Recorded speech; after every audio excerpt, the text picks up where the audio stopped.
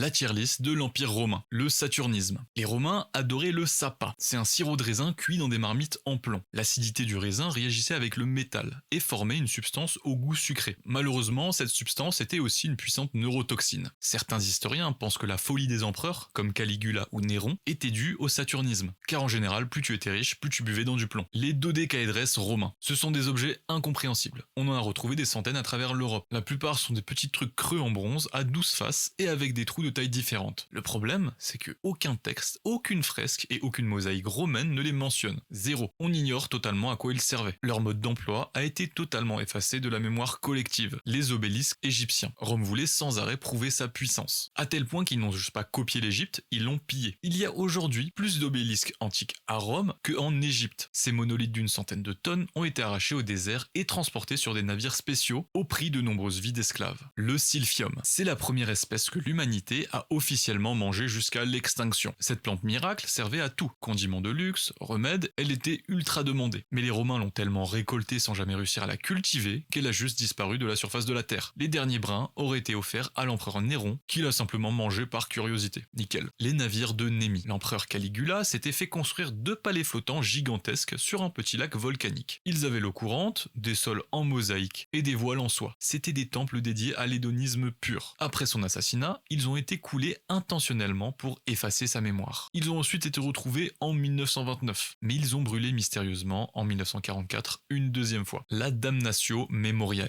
Quand un empereur était détesté, le Sénat votait la damnation de la mémoire. On martelait son visage sur les statues, on grattait son nom des inscriptions et on brûlait ses écrits. L'objectif n'était pas de le tuer, mais de faire comme s'il n'avait jamais existé dans l'histoire. L'Amérique et Rome. Une des théories historiques qu'on retrouve sur internet. Elle suggère que les USA suivent exactement le même cycle que Rome. La fondation républicaine, l'aigle comme symbole, un Sénat, une expansion militaire mondiale et finalement l'effondrement interne dû à la corruption et à la division. Si cette théorie est juste, nous sommes actuellement à la fin de la période impériale, juste avant la chute.